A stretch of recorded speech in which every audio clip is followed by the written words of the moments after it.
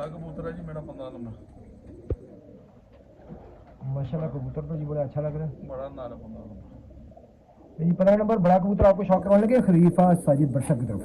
नहीं पहले मैं बात कर चुका हूँ कि जनाब टेडियों में चौड़ा कुंदा बहुत ही रेयर होता है, बहुत ही अच्छी कबूतर की निशानी होता है और इसका भी काफ़ी ज़्यादा चौड़ा कुंदा आपको नजर आएगा। नॉर्मल से काफ़ी बड़ा कुंदा है इसका, चौड़ाई में ज़्यादा है। ये अच्छे कबूतर की निशानी है, चौड़ा कुंदा होना, बड़ा सर होना टेडियों में बहुत रेयर है।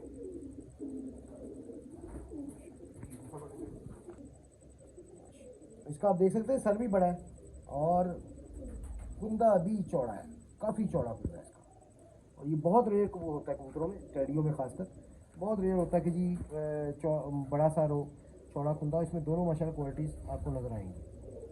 जी बट साहब आप कहिएगा।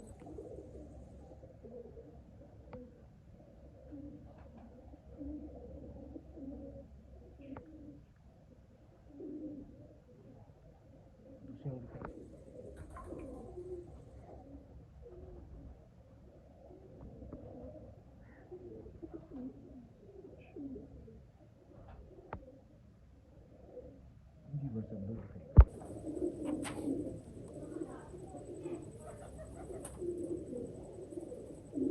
पंजरे की